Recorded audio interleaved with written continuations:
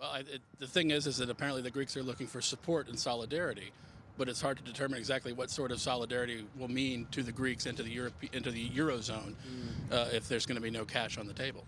Why is Greece so important? It's a small country. It represents about 2% of the eurozone GDP. So why should we worry about this? Because Greece is a member of the eurozone, and this is a 16-nation bloc with this unified currency that has unified Europe in a way that has never been done before. So if one member falls, then obviously that could, in turn, posit that there could be cracks in the system and cause doubts or skepticism. I want to bring in Ron Devari. He is the New York Capital founder and CEO in New York. Ron, let me ask you this. The Greeks had a successful bond sale yesterday. It's all about credibility in the markets. Do you think Greece is starting to get some of that back?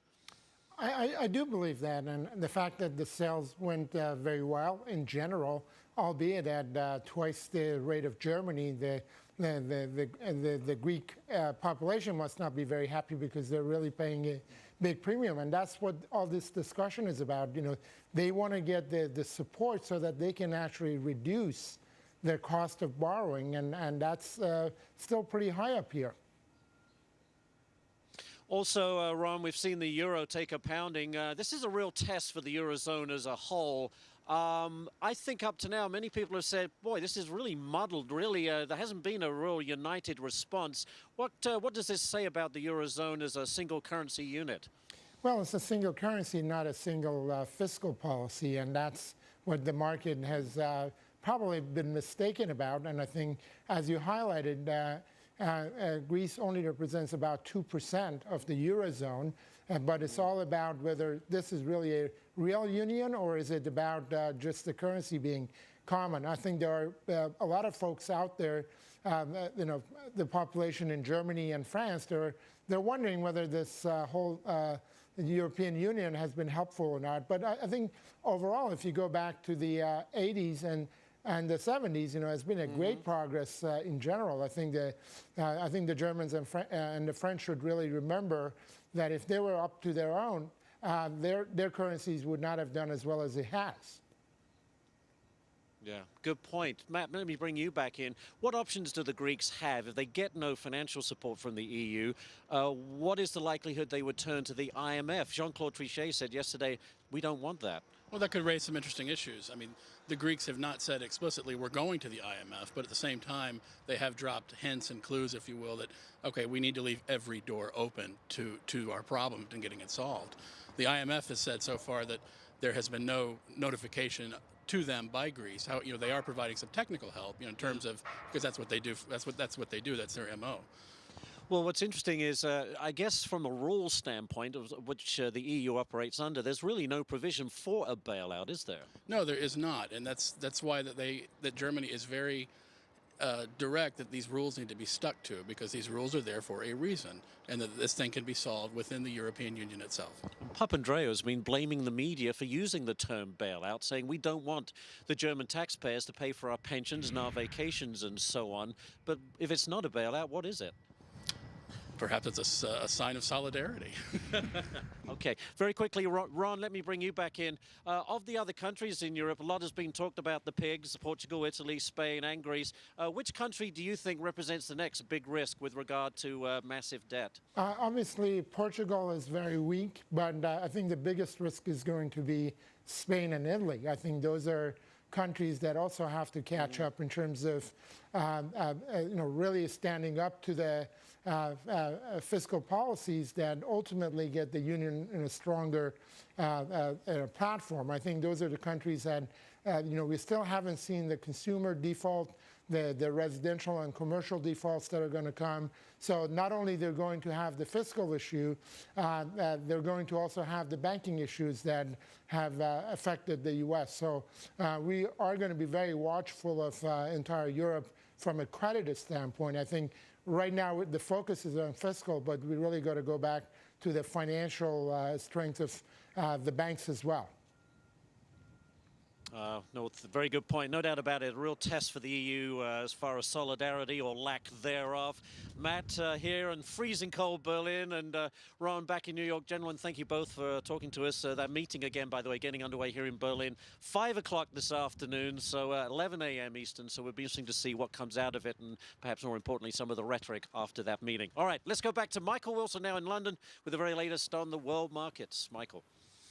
Ashley, thanks very much indeed. Let's see what Asia did in our overnight terms, as it were. And a lot of optimism from Wall Street helping those shares up. Plus, the idea that maybe the Bank of Japan is about to ease, or maybe not about to ease, but may ease in the not too distant future. And that helped Asian markets a great deal. As far as the European markets are concerned, well, you know, this is almost a 7th straight run of positive territory. Again, it's doing not a great deal ahead of those all-important US jobs numbers, which we've been talking about all morning, but even so, that's relatively optimistic. And since March the 9th, 2009, the European benchmark up an amazing 61%. So there is still optimism around the equity markets, and has been for about a year now. Now, serious battle has commenced between the UK's major defence contractors, VT, and Babcock, as VT has bowed to shareholder pressure and agreed to hold talks with its bitter rival. VT shares have soared by more than 35% since it emerged that Babcock was interested in a deal. But for its part, Babcock is saying there is no certainty that an offer will be made as a result of this contact. The leader of Britain's Conservative Party, David Cameron, will meet France's President Nicolas Sarkozy this month to explore common interests if Cameron's party defeats Labour in the upcoming election. It's the first time the two have spoken since 2008. Mr Cameron's relations with the leader of both France and Germany have been strained since he said that his party would pull out of the European People's Party. That's the main centre-right grouping in the European Parliament. Now, 60 super-rich investors have pledged up to $2.25 billion to try to seize control of the world's most famous soccer club, Manchester United, also known as the Red Devils. Although the present owners, the American Glazer family, have said the club is not for sale, the so-called Red Knights, the group of leading City of London financiers, will meet today, presumably around a round table, to try to sort out a buyout. Anger at the massive debts run up by the Glazers has enraged fans, and that anger has also spread through to leading investors. Ticket prices have rocketed. Now over to Jenna in New York. You won't know much about Manchester United, but I tell you what, if you came over here, my goodness, it's a religion. I happen to be a supporter too, so be nice about them. I will, and you're right, I don't know much about it, but it's an interesting story, and Ashley's mentioned it over the last couple of days. We'll see what the roundtable actually produces, Michael. Thank you very much. So. We are just wanted to update you really quickly on a major aftershock that has just hit Chile. It's a 6.3 reading, but that's preliminary, so we want to be careful about that because we might get another one eventually. But according to reports from this area, Concepcion, people just ran right back into the streets, as you can imagine, just extremely frightening. Chile has lowered the death toll, though, from last weekend's earthquake to 279. That was revised down from over 800 victims, and sources tell Reuters the reason for the revision is that the previous figure included lots of missing people, so hopefully that means those folks were found. It's Oscar weekend, but the clock is ticking on a dispute that could keep some cable customers from seeing the awards show actually broadcast. We're going to have the latest on that dispute between Cablevision and Disney. Let's take a quick look at our futures right now, as again, we're leading right into that jobs report, at least on a positive note for the markets at this time. We'll be right back with more.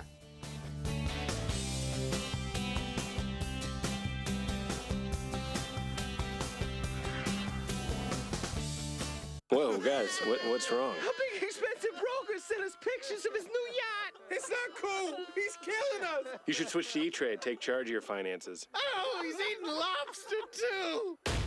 Get more value at E-Trade. There are moments in life when sound bites just won't do. Moments when you want to know, really know. And for that, you need to go beneath the headlines and beyond the chatter. That's where we live, where research reveals not just facts, but opportunities. Where you're exposed to perspectives you won't find anywhere else. Perspectives that can help your family, your career, your life to live every day informed, prepared, and inspired. The Wall Street Journal. Live in the know. Attention all homeowners. Do you want help today? Are you having difficulty making your mortgage payments? Do you have an adjustable rate set to adjust to a new rate?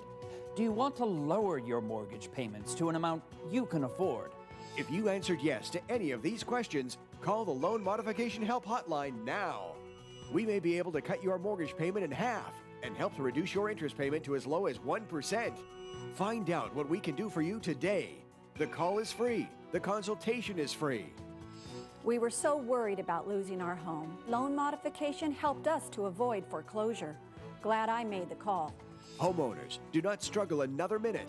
Call the Loan Modification Help Hotline toll-free. Discover how much we can reduce your mortgage payment. Act now. We may be able to cut your mortgage payment in half and help to reduce your interest payment to as low as 1%. Call now for a free consultation. Call 800-894-8451. Deputy Marshal Evan Gibbons, you got ice cold water running through your veins. Just never thought of myself as an angry man. You're the angriest man I have ever known. Justified premieres Tuesday, March 16th, only on FX.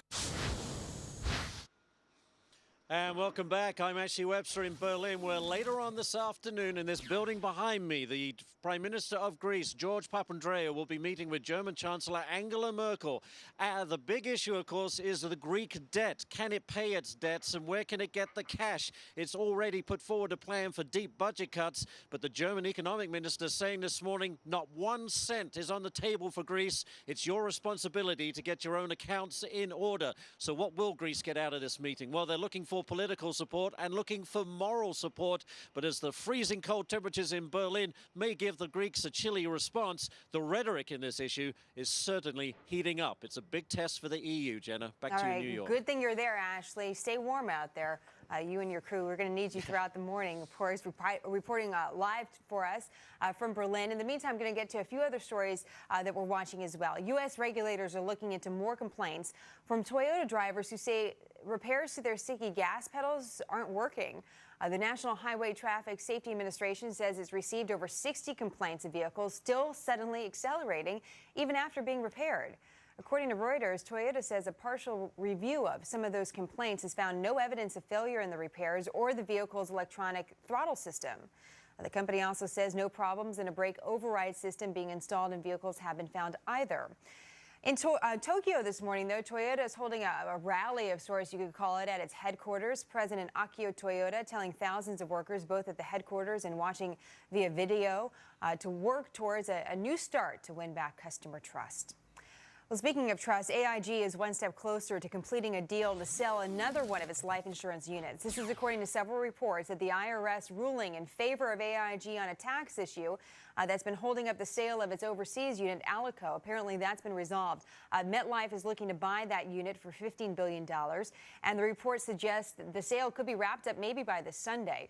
This follows the sale of AIG's American International Assurance Unit to Prudential of Britain this week for over $35 billion.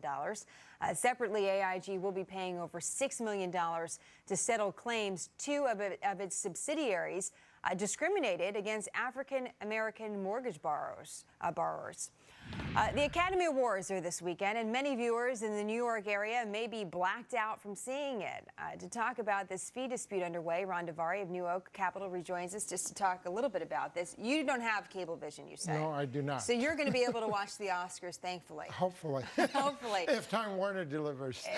Which we all, fingers crossed. So this is between Cablevision and Disney. The ABC correct. Local, ABC here is saying, listen, we're not getting the cut from Cablevision, who's charging their customers. Cablevision out with an interesting ad in the New York Times to saying the ABC is Disney's money grab, asking for an outrageous amount, blackmailing viewers, and charging for what's already free. Are they going to resolve this? I think they will, just the very last minute, and that's just that's as the typical. red carpet is ending, you're saying? Right.